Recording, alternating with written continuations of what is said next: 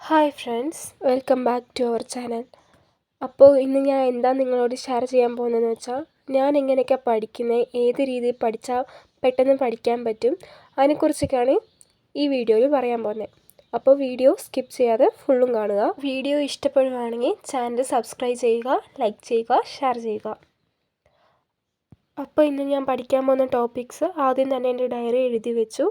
ഇന്ന് ഏതൊക്കെ എടുത്തേക്കെന്ന് വെച്ചാൽ എക്കണോമിക്സും മാത്സും പിന്നെ ഇംഗ്ലീഷും മലയാളവും ഡെയിലി ഞാൻ നോക്കുന്നുണ്ട്. അപ്പോൾ ഡെയിലി 10 വെച്ചാണ് ഞാൻ പഠിക്കുന്നത്. അപ്പോൾ എനിക്ക് ഇഷ്ടപ്പെട്ട ടോപ്പിക്സ് ഞാൻ അപ്പം ഏതാണോ തോന്നുന്നത് അതെടുത്ത് പഠിക്കും. ഇല്ലെങ്കിൽ PYQ 10 ക്വസ്റ്റ്യൻ ചെയ്യും. അങ്ങനെയാണ് ഞാൻ ഇംഗ്ലീഷും മലയാളവും നോക്കുന്നത്. അപ്പോൾ ഇന്ന് എക്കണോമിക്സിൽ ഞാൻ ഇമ്പോർട്ടൻറ്റ് കൊടുത്ത് ഇന്ന് പഠിക്കുന്നത് 5 ഇയർ പ്ലാൻസും പ്ലാനിംഗ് കമ്മീഷൻ, പിന്നെ NITI Aayog, new economic policy, ഇതൊക്കെയാണ് ഞാൻ ഇന്ന് വായിച്ചത്. അപ്പം എക്സാം അടുത്തായി. അപ്പം എക്സാമിന് മുമ്പ് പെട്ടെന്ന് എല്ലാ ടോപ്പിക്സും ഒന്ന് വായിച്ച് തരാനായിട്ട് ഓർത്തു. എക്സാം അടുത്തായതുകൊണ്ട് ഞാൻ ഇരുന്നൊന്നും പഠിച്ചില്ല. അപ്പം ഞാൻ ആദ്യം തന്നെ വായിച്ച് നോട്ട് കാരണം ഞാൻ എല്ലാം മാർക്ക് ചെയ്ത് വെച്ചിട്ടുണ്ട്. അപ്പോൾ ഇമ്പോർട്ടൻസ് പോയിൻ്റ് മാത്രം ഒന്ന് റിവിഷൻ പോലെ ഒന്ന് റീകളക്ട് ചെയ്താണ് ഞാൻ പഠിക്കുന്നത്. ഞാൻ ഏത് സബ്ജക്റ്റ് പഠിച്ചാലും അത് എഴുതിയാണ് പഠിക്കുന്നത്. അപ്പോഴേ എൻ്റെ മൈൻഡിൽ നിൽക്കത്തുള്ളൂ.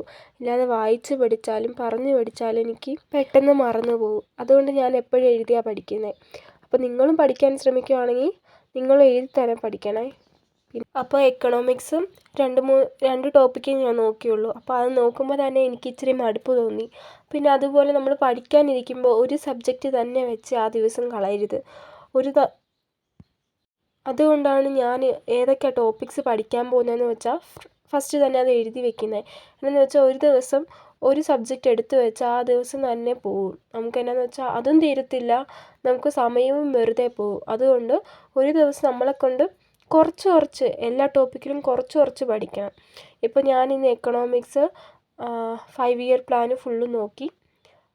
പിന്നെ നീതി ആയോഗും പ്ലാനിംഗ് കമ്മീഷനും നോക്കി. അപ്പോൾ അത് നോക്കിയപ്പോൾ തന്നെ എനിക്ക് ഇച്ചിരി മടുപ്പ് തോന്നി.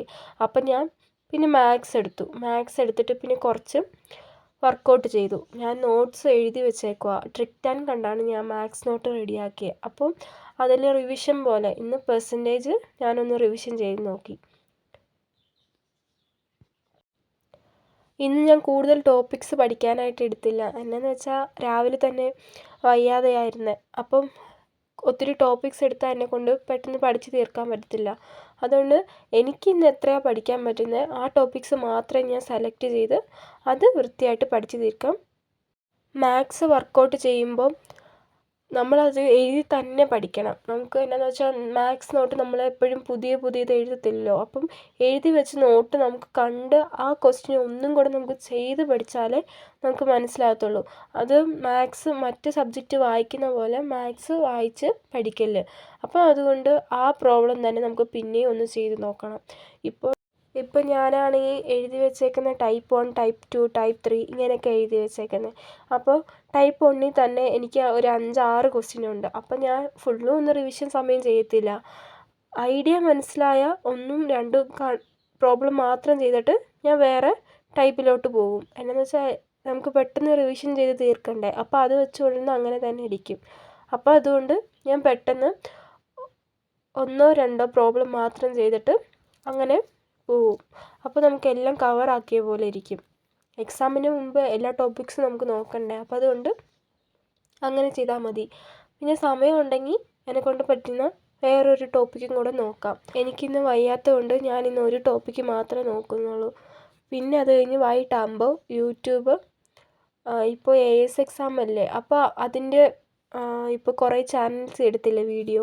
അപ്പോൾ അതൊക്കെ കണ്ട് PYQ ഡിസ്കഷൻ അങ്ങനെ ഞാൻ കാണും. കുറച്ച് നേരം ഇരുന്ന് സ്വയമായിട്ട് പഠിക്കും. പിന്നെ കുറച്ച് നേരം യൂട്യൂബ് കാണും. ഫുൾ ടൈം നമുക്ക് യൂട്യൂബ് കണ്ടിരുന്നാലും നമുക്ക് ആ കാണുന്ന സമയം മാത്രമേ അത് നമ്മുടെ മനസ്സിൽ നിൽക്കത്തുള്ളൂ. അത് കഴിഞ്ഞ് ആ നോട്ട്സ് നമ്മളെടുത്ത് വായിക്കത്തുമില്ല, നമ്മളൊന്നും ചെയ്യത്തില്ല.